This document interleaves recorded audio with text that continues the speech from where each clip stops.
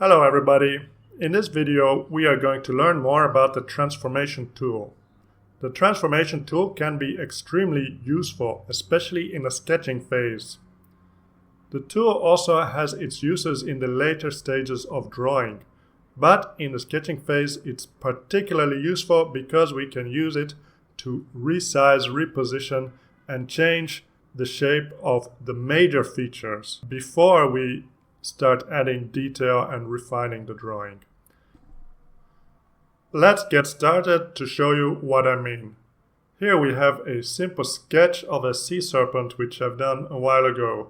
The sketch is just about done and we're almost ready to move on to the next phase. But I'm not quite satisfied with the major proportions. First of all, I'm going to press Ctrl R to make a rectangular selection. Next, I press Ctrl T to start the transformation tool. As you know, the standard transformations are resize, rotate, pan, etc. If you look in the Tool Options docker, in addition to the standard transformations, I also have various options. The first option is Perspective. With this option, I can adjust the four corners of the selection.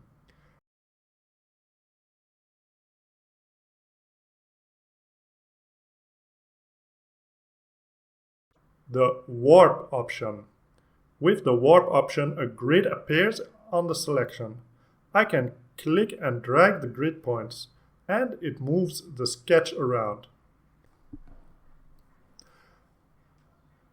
In the Options docker, I can easily change the number of grid points I'm using. Or I can draw my own grid points. In this example, I want to stretch the head of the serpent up, but keep the jaws roughly the same. So first I'm going to draw a few points. Once I've placed my points, I can click on Lock Points. After that, I can move the individual points one at a time. Or if I hold down the Control button, I can select multiple points simultaneously. With multiple points selected, I can move my cursor around and I pay attention to the symbol of the cursor. If I move the cursor a bit, the icon changes. In this way, I can rotate the points. Next, we have the Cage tool. The Cage tool works in the same way as a Warp tool.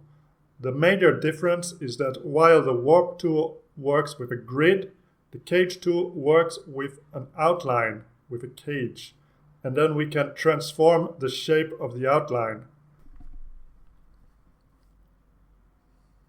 First, we define the outline with at least 3 points.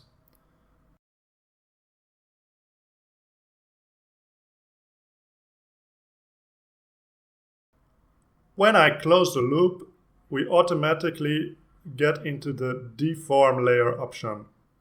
Just like with Warp, I can move or rotate one or more grid points.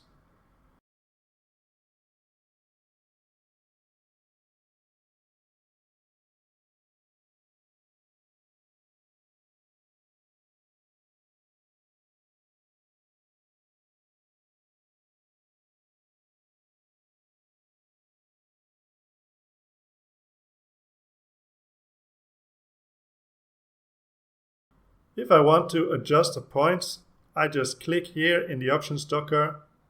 In my experience, the Cage tool is usually a bit more intuitive to work with than the Warp tool, but the big disadvantage of the Cage tool is that you cannot deform anything in the middle of the cage. With the Warp tool, you will get more precise control over a grid of points. Finally, we have the Liquify tool. This is like a deformation brush. We can pick various deforming actions with these icons. For example, translate, enlarge, rotate, offset, and erase deformation. We can set the size of the brush here, and the amount parameter controls the strength of the brush. Then we can use the brush to deform the sketch like this.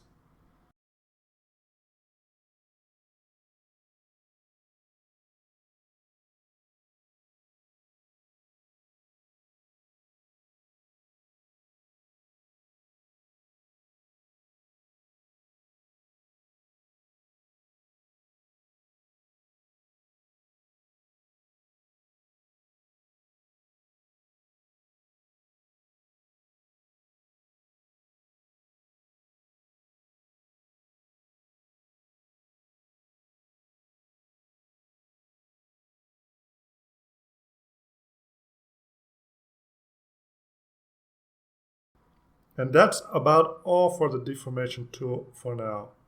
Remember that this tool is particularly helpful in the sketching phase, but we can also use it to refine a picture in the later stages, or to apply cool special effects. That's all for now. Thanks for watching and see you in the next video. Bye bye!